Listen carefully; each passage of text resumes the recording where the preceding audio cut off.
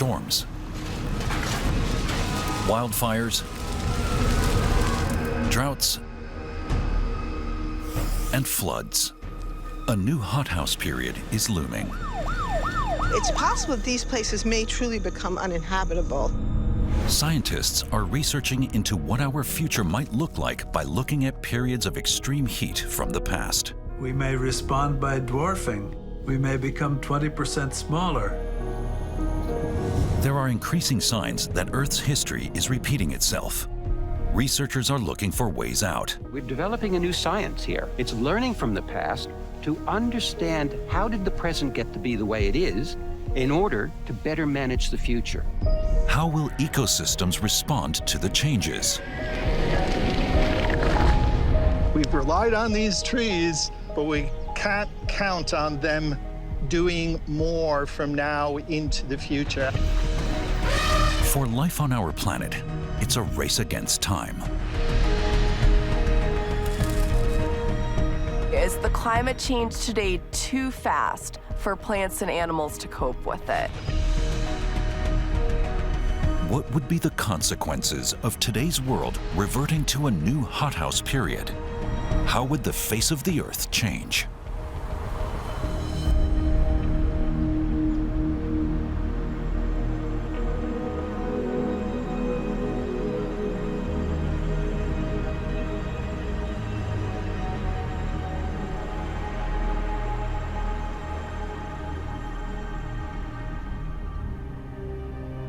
The Bighorn Basin in Wyoming, in the northwestern USA.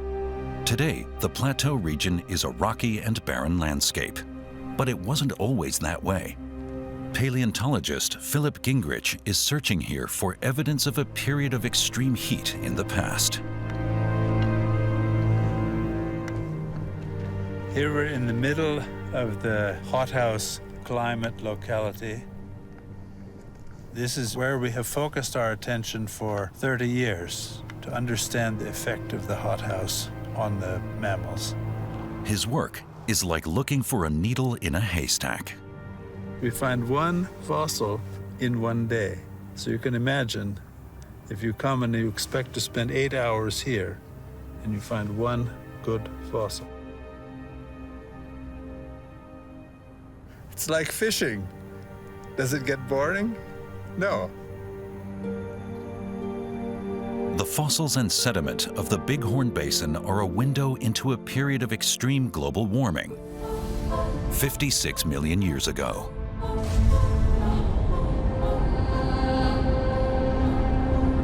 At that time, the Earth experienced a hothouse period that would be almost unimaginable today. Average global temperatures skyrocketed by 5 degrees Celsius. Fueled presumably by volcanic eruptions releasing massive amounts of greenhouse gases into the atmosphere. Temperatures also rose in the oceans. The oxygen content of the water decreased, and death zones developed. On land, the greenhouse effect altered the balance of ecosystems. Researchers refer to this hothouse period as the Paleocene-Eocene thermal maximum, or PETM for short. The PETM is interesting because it's a global greenhouse warming event. And here we are, we live in what we are afraid is becoming a global greenhouse warming event. And so this helps us understand what the possibilities are in terms of environmental change and what it may do to us. The fact that the PETM is seen as a possible blueprint for our future is also due to the speed of the temperature rise at that time. 5 degrees of warming in 10,000 years. One of the fastest global warming events of all time. Today, temperatures are rising even more rapidly, with consequences for life on Earth that are as yet hardly foreseeable. How did plants and animals respond to the temperature rise in the PETM? Nowhere else in the world are the traces of that super hothouse period as accessible as in Wyoming. Philip Gingrich has discovered that the now barren region was once home to early primate species and ungulates. But he also finds traces of species that are unknown today. Well, we do this to keep it, but also to clean it. And then I can see what it is. It's a piece of a tooth, big tooth. The big mammal here is called Coryphodon. It's about the size of a cow. Can you believe that? For the paleontologist, every find forms part of a bigger puzzle. The key question is, what happened to the mammals when living conditions changed so radically 56 million years ago? Did they manage to adapt?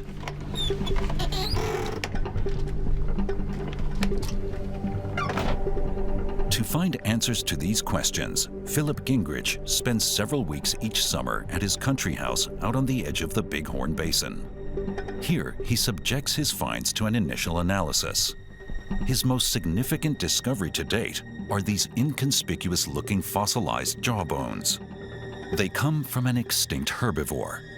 Since they were found in different rock layers, however, they date from different ages.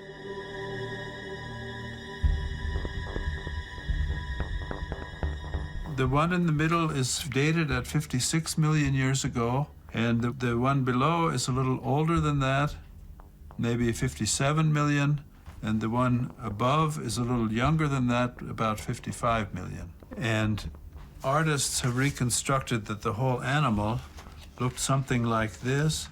Here we're only looking at the lower jawbone,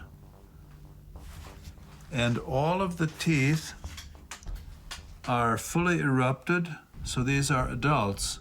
Oddly, the one in the middle is smaller.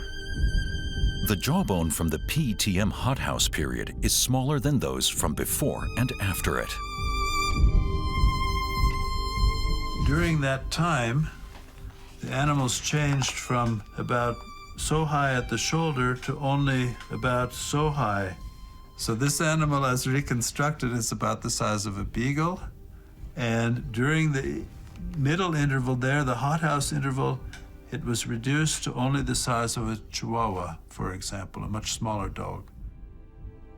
I was astonished. And it turns out that in this level, in this interval of time, this is the common species. The dwarfed is the only one present. Other mammals also shrank in size during the hothouse period, including an ancestor of our modern horses, from which these femurs come.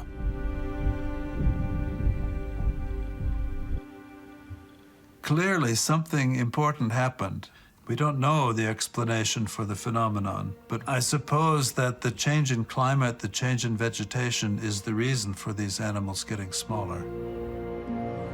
At the beginning of the estimated 200,000-year-long PETM, the vegetation changed dramatically. Mixed forests disappeared and were replaced by subtropical arid regions. Researchers suspect that this led to a deterioration of the animals' basic food resources and that they adapted by dwarfing. Are we facing something similar today? We have a very good record of our emission of carbon to the atmosphere since the 1950s, year by year by year by year by year.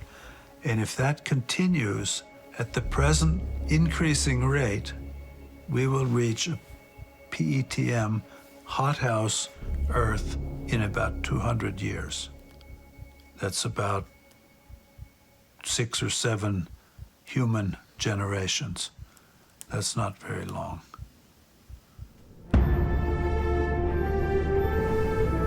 Animals and plants would have to very rapidly adapt to a new environment. Around 900,000 animal species are threatened with extinction, primarily because we are destroying their habitats. Global warming is adding further stress. The seasons are shifting. Winters are getting shorter, and summers hotter. In the long term, cold-loving animals, such as the alpine mammoth, will be doomed by the fact that they can hardly find any cooler zones to escape to.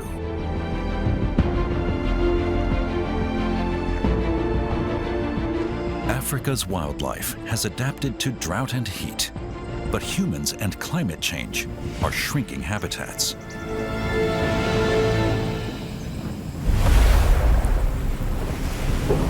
Since the rhythm of the rainy seasons is shifting, millennia-old migration rituals of animal herds are being thrown out of joint. The well-established balance between hunters and their prey and between animals and plants is being increasingly disturbed. How is nature reacting to these changed conditions? Might we already be witnessing adaptation strategies today as in the last hothouse period? A search for clues in South Africa, one of the hotspots of climate change. Projections show that this hot and dry region could become far more arid in the future due to global warming. Scientists at the Kalahari Research Center are studying how animals are coping with changing environmental conditions. With this antenna, we're trying to find the group. One animal has a radio transmitter, and we've got a good signal now, so we're not too far away.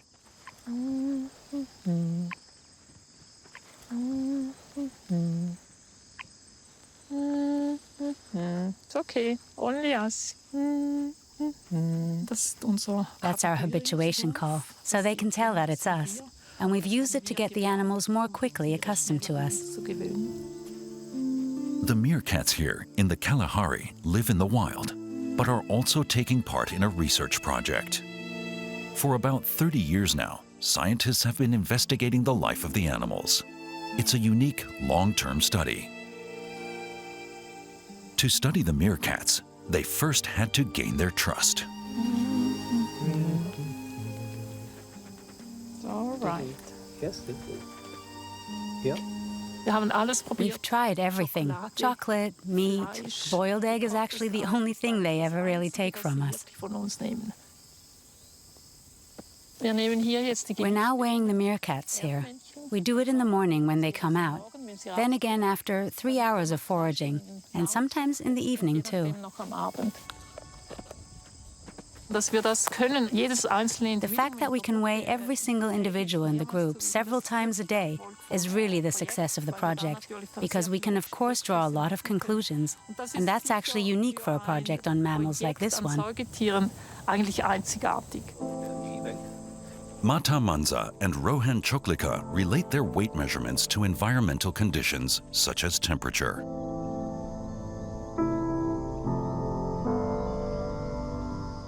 Over the past 15 years, the number of days with temperatures above 42 degrees has increased, and that, of course, has an impact on animals. Has the weight of the meerkats also changed with the increasing heat? We actually discovered that on days with temperatures above 35 or 40 degrees, the babies no longer gain so much weight. In other words, we've seen a trend in which the body mass of 3-month-old baby meerkats has been steadily decreasing since the mid-1990s. The baby meerkats are getting smaller. But how exactly are heat and weight loss connected? Do the young get less food because the adults hunt less due to the heat? A logical assumption, but it's been proven wrong.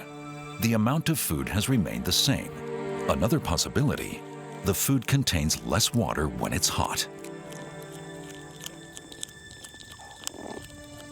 The other factor could be that the young consume more water to keep their body temperature cool. The researchers are not yet talking about dwarfing. Genetic adaptations like that only become established over many generations. During the PETM, the animals had about 10,000 years. But what about today? What's different this time compared to past climate change is the rate at which this is occurring. Geological change takes place over the scale of at least thousands of years, but we are seeing now changes in the climate system unfolding over years.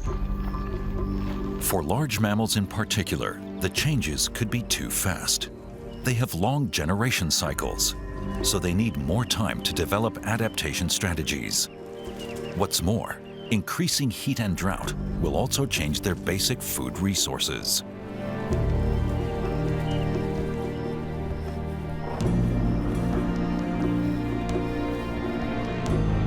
The climate determines whether and which plants grow in a region. It is created by the long-term interplay of temperatures, precipitation, and winds, and thus shapes the face of our planet. But the faster the climate changes, the more profound the impact on habitats.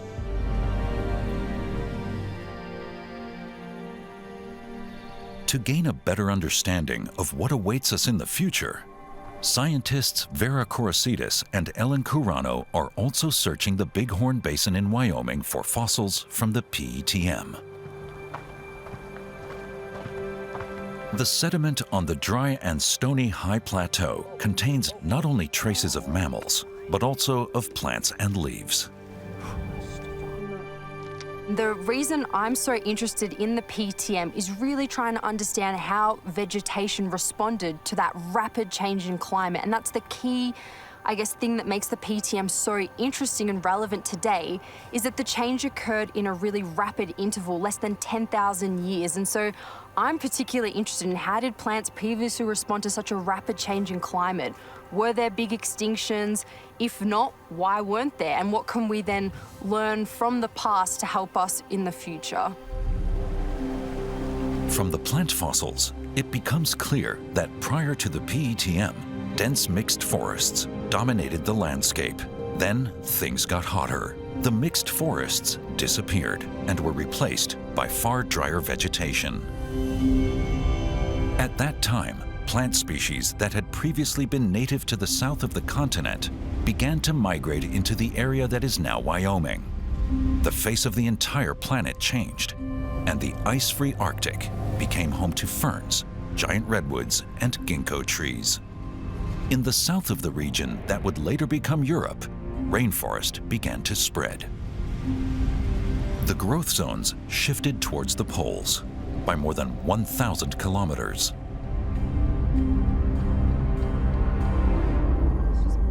In Wyoming, paleontologists are also finding fossilized leaves dating from the period before the PETM, like this sycamore leaf. Plants like this could not withstand the hothouse period. They disappeared. But what grew here instead? Well, so this is the base of the leaf. We go up the midvein. There's one side, the other side. This is a mahogany plant. The researchers find not only mahogany, but numerous palm trees and also legumes, such as this bean pod.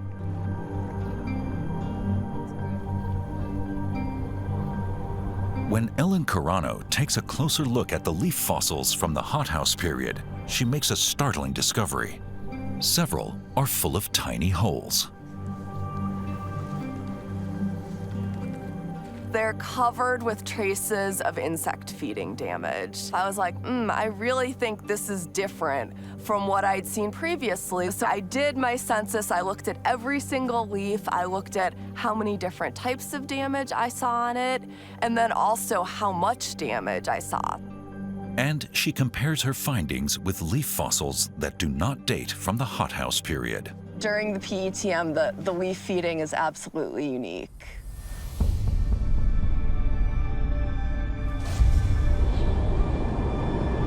But what was the cause of this conspicuous leaf feeding in the PETM? One explanation could be that insects multiplied more during the hot season. As vegetation became more sparse, fewer leaves had to feed more insects. But another, more troubling hypothesis could also explain the increased leaf feeding. As CO2 goes up, plants become less nutritious. They have more carbon in their tissues and less nitrogen. And nitrogen is super, super important for animals. We make enzymes and proteins and DNA out of it. So if there's not as much nitrogen in the leaf, then the insect would need to eat more of the leaf in order to fulfill its needs. Fewer nutrients in the leaves, triggered by more CO2 in the atmosphere, A momentous connection, also with regard to the new hothouse period, which now appears to be looming.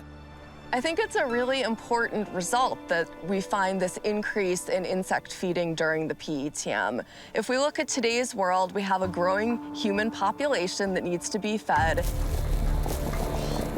By the middle of this century, there will probably be 10 billion people on Earth, 2 billion more than today. So high-yield crops will be more important than ever. It's especially dramatic when you keep in mind that humans are putting carbon into the atmosphere at a rate 10 to 100 times faster than during the PETM. This not only alters plants, but also heats up the planet in record time. The average temperature could rise by well over 3 degrees by the end of the century if we do not drastically reduce CO2 emissions. The consequences would be dramatic, and not only for our arable crops.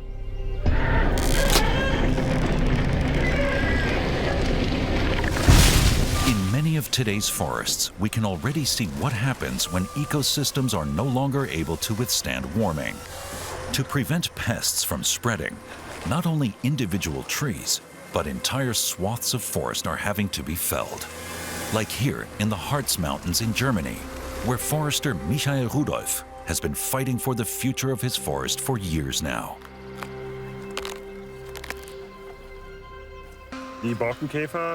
Bark beetles are a symptom of climate change. They've increased massively because they're heat-loving insects. They benefit from the fact that it's getting warmer, that there's been less rain, and that the trees are getting weaker as a result. It's a simple correlation triggered by climate change and can be seen here in the Harz Mountains every day.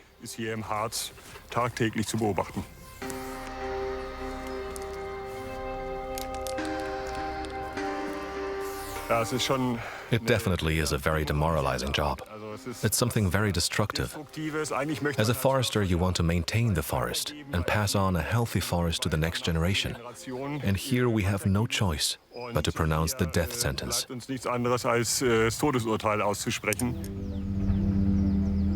Spruce monocultures, in particular, suffer from pests and drought. As fast suppliers of wood, they were once planted on a grand scale. The problem is that with their shallow roots, they cannot reach water in deeper soil layers.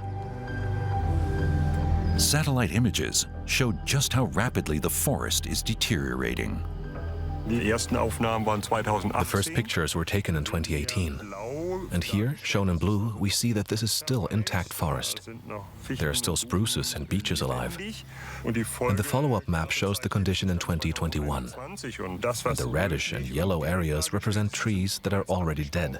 We've lost up to 1/3 of the forest area. What's happening to the forest is no longer a gradual process. It's a fierce climatic blow. It's like a giant coming in and smashing entire forest regions. We can't call them minor changes anymore. We have to deal with this climate change differently. It can't be done in small homeopathic doses any longer. We really do need a serious change of direction. Michael Rudolph doesn't want to wait until his forest is completely gone. He and his colleagues are changing its structure. In the future, a mixed forest will defy climate change, with native species such as larch and beech, which are more heat-resistant than spruce, but also previously non-native species from warmer regions, such as red oak and Douglas fir. Forests are among the most important ecosystems on our planet. They cover roughly 1/3 of the Earth's land area and grow on almost all continents. They help to determine the climate, provide moisture, keep things cool, and protect against erosion. They reflect the seasons and are an important habitat for plants and animals.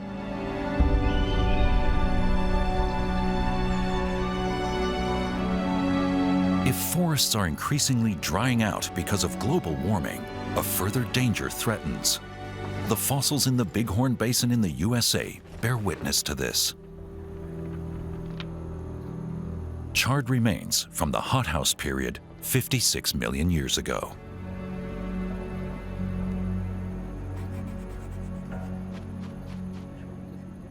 What I've got on my finger is actually fossil charcoal. And just like modern charcoal, when you tend to apply it to paper or even your finger, you tend to get a black residue.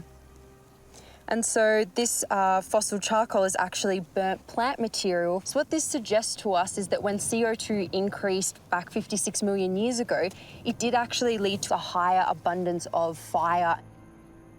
Usually we can see the Bighorn Mountains outcropping into the distance. They're very, very tall, and because there's so much smoke in the air from all the wildfires in California today, we can't see them, and this is not only affecting the air quality in the region, but also reducing visibility. And if we look to the past like we can using the PETM, it suggests that this is just going to become, unfortunately, more and more common unless we really do something about it. The fire started near the Bear River campground, exploding in size, forcing mandatory evacuations. In 2021, California is hit by nearly 9,000 fires. By the end of this century, according to forecasts, the number of forest fires worldwide could increase by 50%. Take a look at this plume of smoke from the Caldor fire this morning. We've seen huge communities wiped out, large numbers of people losing their homes, some people losing their lives. And it's making many people in the American West wonder if these places are even safe to live. So beautiful places like South Lake Tahoe, which has been burning now for the last several weeks, you know, it's possible that these places may truly become uninhabitable. In 2019, Australia is hit by the most devastating fires in its recent history. This is a year no Australian will forget.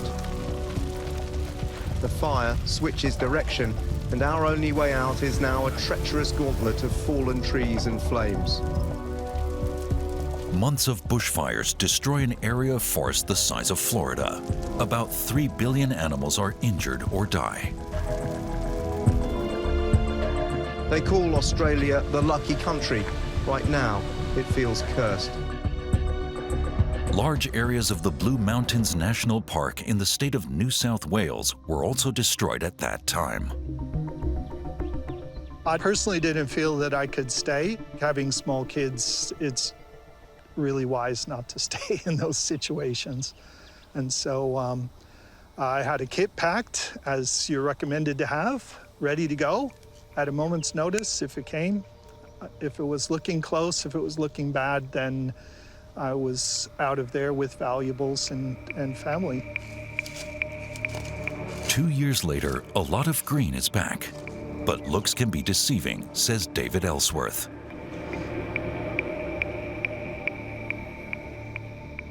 Will take decades to regrow, and it'll still show the traces of such a severe fire, I think, for a long time. It is a very personal thing to experience something like that, and you kind of know that that kind of condition really shouldn't be happening, and that it's really unprecedented. And knowing the science behind it really just makes it feel all the more palpable. The fires in Australia released around 700 million metric tons of CO2 into the atmosphere, an amount roughly equivalent to Germany's emissions in the entire year of 2020.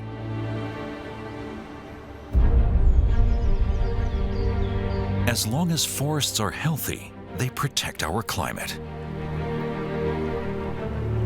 Because, like all plants, trees need carbon dioxide to grow. Inside their leaves, they use the gas to produce sugar, their food.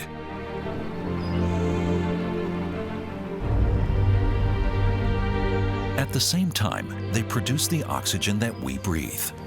They store the carbon they absorb from the air as carbon dioxide in leaves, branches, trunks, and roots, and only release it again at the end of their long lives. This makes them important carbon sinks. As long as they live, they prevent our Earth from warming up even faster.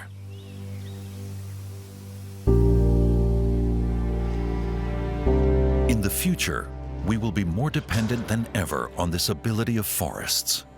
So David Ellsworth wants to understand more precisely how forests will respond to man-made climate change in the future.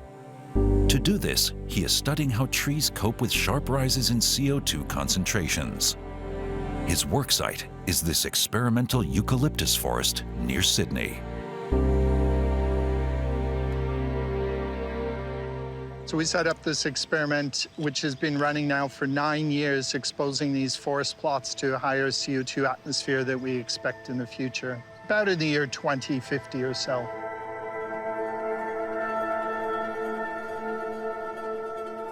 This one gets high CO2, and these two in the middle of that block get high CO2. The others are controls, so they're really just working at background ambient CO2. Theoretically, the more CO2 in the air, the more of it the forests absorb. This is because the gas acts like a fertilizer, making the trees grow faster. This property of the trees has so far saved us from even faster global warming. So what we want to do is enclose a leaf into this chamber so that we can measure photosynthesis by the leaf, the uptake of carbon dioxide by that leaf. The researcher measures how much CO2 is taken up by the leaves that grow under an increased concentration of it, and compares that with the CO2 uptake of the control group. And indeed, the test leaves are more active. Generally, we've been seeing about a 19% increase in that photosynthesis in these leaves at high CO2 compared to our counterparts that haven't received the high CO2.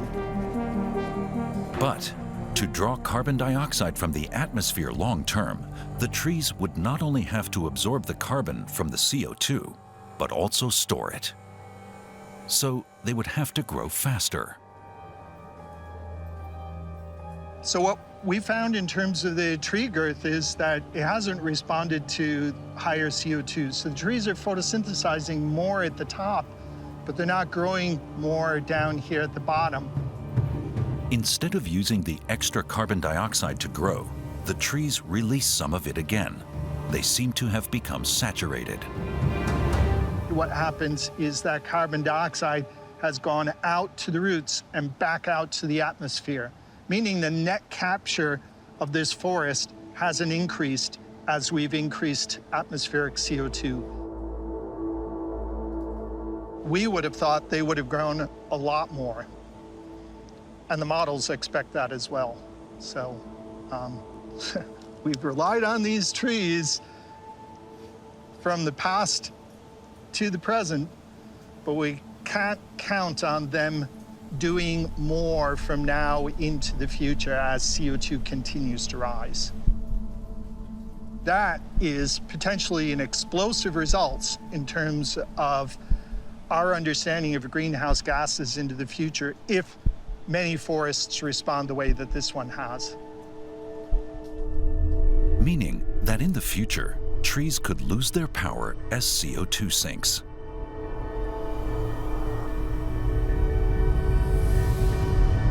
Does that only apply to the eucalyptus trees in Australia? What about the large rainforests in Asia, Africa, and South America? They are among the most important CO2 sinks on our planet. First and foremost, the Amazon rainforest. But here too, measurements show that the rainforest's absorption capacity has declined over the past 30 years. It's not automatically absorbing more CO2 when we blow more of it into the air. Although more CO2 makes the trees here grow faster, they also die faster because of the increasing heat and drought, and release the previously absorbed carbon again when they decay. This effect could further intensify due to climate change. According to forecasts, in the future, the Amazon could even release more CO2 than it absorbs.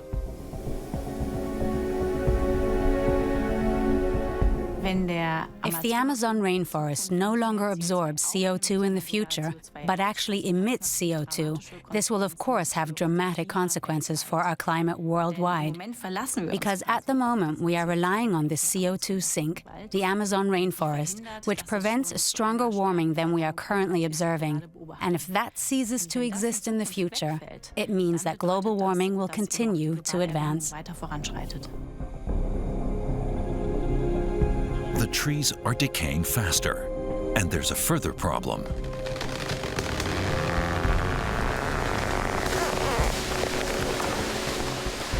Deforestation and slash and burn. Current studies show that regions where especially large areas of land have been cleared in recent years are already releasing more net CO2 than they are absorbing.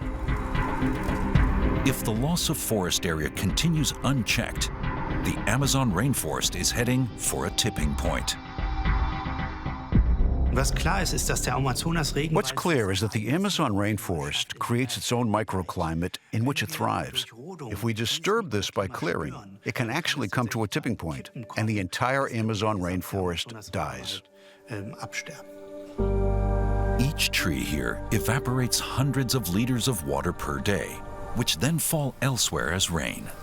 In this way, the trees provide the moisture that drives the ecosystem. But this cycle needs contiguous forest areas and healthy trees.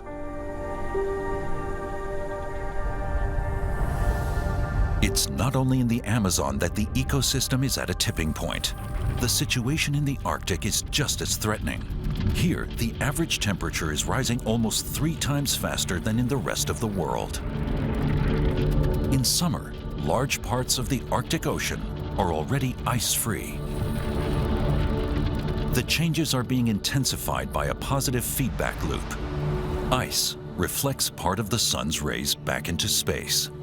If this effect is absent because the ice is disappearing, the Arctic heats up even faster, which in turn causes the ice to melt even faster.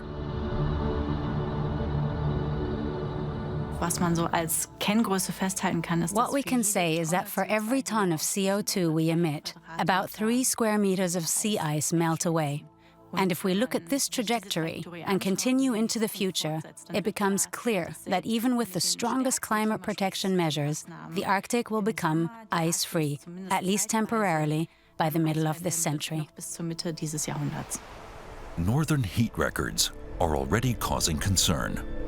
In July 2020, it was just under 22 degrees in Spitsbergen, Norway. Normal would be 5 to 8 degrees.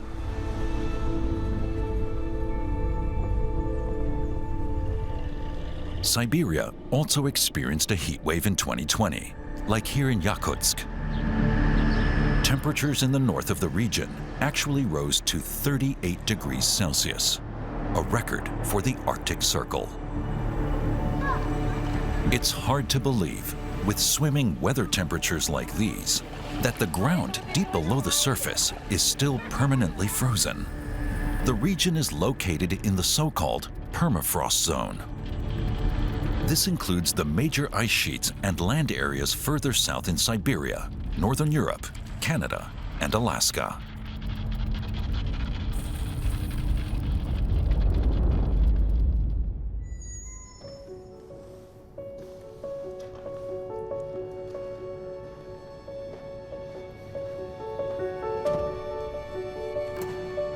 A look inside the soil is a journey back into the last ice ages. Here too, researchers find remnants from the past that have significance for our future. In this permafrost tunnel near Fairbanks, they can study how the ground is structured. Large parts of it are pure ice. This is quite a large ice wedge. Okay, so why don't we measure this? Let's measure it, yeah.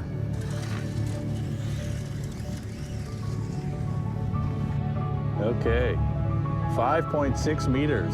That's really big.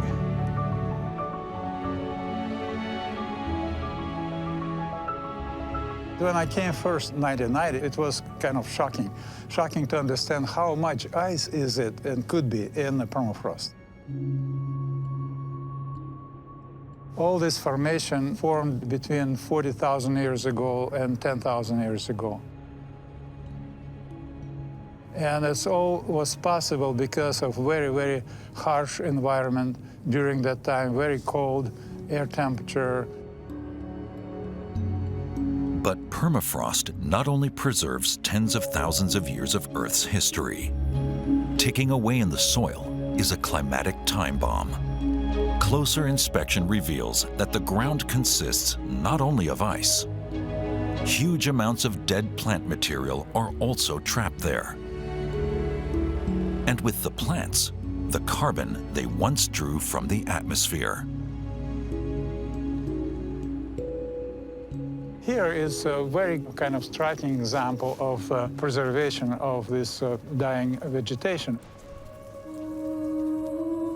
If the ground thaws, the plant material decays, and the carbon stored inside it goes back into the atmosphere as carbon dioxide and methane.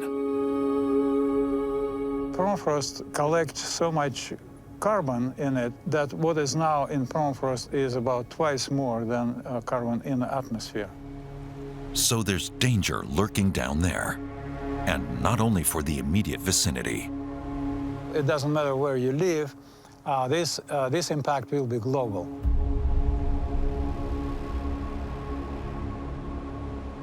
If part of the permafrost thaws and more CO2 and methane is released into the air, this leads to warming, which in turn causes more permafrost to thaw, and so on and so forth.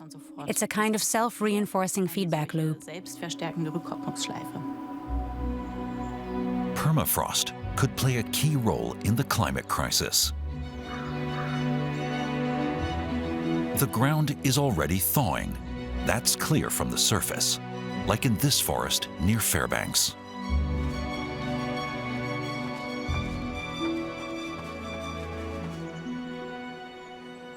This forest probably was pretty flat. I mean, the surface was flat like 40 years ago. And only during the last 20, 25 years, the process became really, really active. And it's happening pretty fast. The forest's foundations are literally melting away. Hardly any of the trees here are still standing up straight. Vladimir Romanovsky is especially interested in the temperature of the soil. The stability of permafrost depends directly on temperature. If it's -5 or colder, it's still stable. If it's close to 0, like -1 and warmer, that's very unstable. And you can just tell by temperature about the health of permafrost. The geophysicist has installed a network of measuring stations in the forest. The sensors go down to depths of between a few centimeters and several meters, and provide data all year round. So now it's only freezing seasonally, upper part, but in the summer it thaws. And every summer it thaws a little bit sooner, and the rest of the summer heat goes to thaw permafrost even deeper. So every time you have some piece by piece, 10, 15 centimeters of permafrost thaws every summer. Vladimir Romanovsky monitors more than 300 measuring points in Alaska, Canada, and Russia. The results show that the world's coldest regions, such as northern Alaska, are warming up the fastest.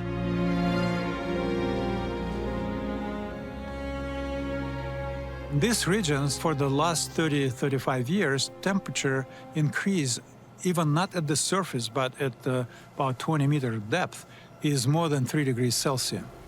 Forecasts show that even before the end of this century, much of the eternal ice could have largely thawed away.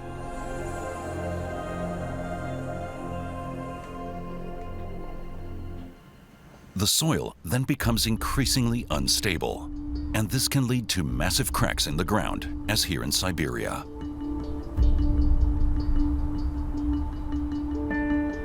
About 5 million people live in the permafrost zone, and their homes are under threat. Today, the ground is already melting under numerous buildings, like here in Yakutsk.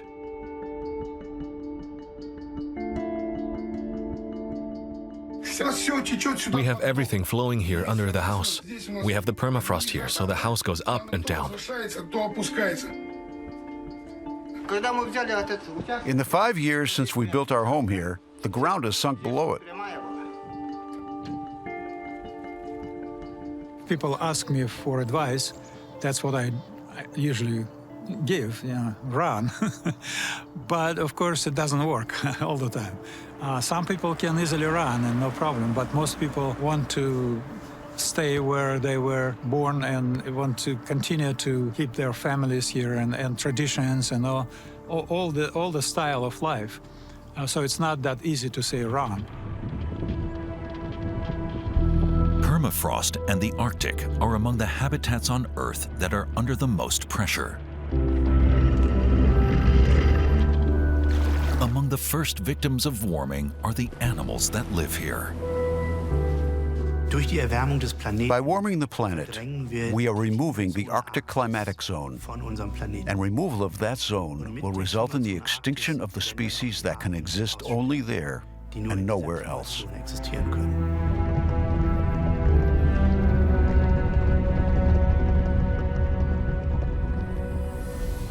All over the world, ecosystems are being threatened, and animal species are in danger of disappearing.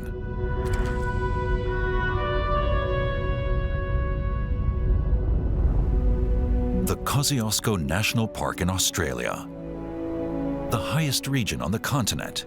In winter, it can even snow here. Researchers at the University of New South Wales are employing new methods to save endangered animals from extinction. Ah, there's a trap. There's a trap. Shall we see if there's something in it? Please. It's closed. The researchers laid the traps here overnight. For paleontologist Mike Archer, it's a big moment.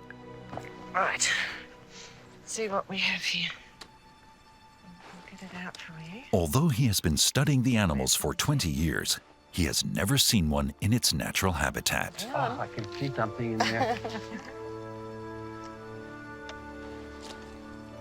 Oh my God, look at that. You don't have any idea. You've never seen me before, but I've thought a lot about you. What a magic moment. This is where paleontology meets reality. Yes, yes, aren't they gorgeous? Only about 2,600 of the marsupials, known as mountain pygmy possums, still exist. They are found exclusively in southeastern Australia.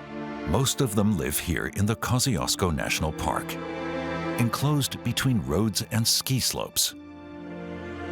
Because of climate change, less and less snow falls here. The irony is that as the snow melts, the possums are getting colder in winter. The snow actually acts like a doona. So if you've got 50 centimetres or more of snow, that it stays between 0 and 2 degrees underneath the snow. But if you lose that snow cover, it can get down to minus 20 degrees. So the animals use up all their energy stores during winter and don't make it through to spring. Just 2 dry, low-snow winters in a row could be enough for the species to become extinct. The mountain pygmy possum is flagged as the mammal that is most at risk of going extinct. So conventional conservation strategies may potentially not be enough because climate change is happening at such a rapid rate. We need new ideas and new strategies. The team is working on those new strategies. A look at Earth's history could help. The basis for this are fossilized jawbones from ancestors of the mountain pygmy possums. The researchers were able to trace their history back more than 20 million years. At that time, Australia was not a predominantly arid continent. Instead, it was almost completely covered by rainforest, and the ancestors of the mountain possums lived differently from today as well. All these other species that develop this kind of line through time leading to the modern species have always been in lowland rainforest. So, of course, our idea is to learn from this story. These animals are going to be happiest if we get them back into the habitat where they've always been comfortable for 25 million years, lowland rainforest. This is how the plan for an unusual project took shape. We've got ideas about how to make sure you don't go extinct.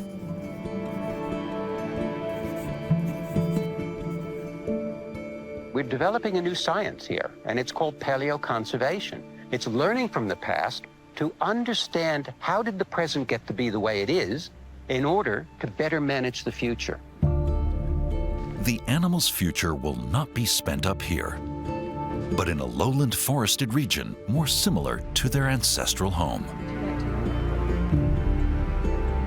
So the next step is to catch a small population while these animals are still okay here. There's still about maybe 2,000 of them around in the area. So we could take a small sample of these, take them down to the breeding facility and get them to be happy and make lots more possums in that situation. The researchers are confident that the mountain possums still have the genetic potential within them to adapt to their new environment. Relocating endangered species can make sense in individual cases. But to save animals, plants, and ourselves, we must drastically reduce carbon dioxide emissions. And time is pressing. Some ecosystems can already barely keep pace with warming. A look at the history of the Earth shows that if we really do trigger a new hothouse period, all the living conditions on our planet will change fundamentally. Global warming is causing climate zones to shift. The stable climate zones we used to learn about in geography class are no longer stable climate zones. They're slowly shifting further and further north. What's happening is that new climate zones are being created in the areas where it used to be the hottest. And now it's getting hotter there than ever before. But unlike in past hothouse periods, 8 billion people now live on Earth alongside plants and animals. How can we navigate and adapt to this system? So far, we have no idea, because we've never experienced such a rise in temperature. It's only through an awareness of changes in the past that we can fully comprehend the consequences of today's climate change. It's something we're only just beginning to understand.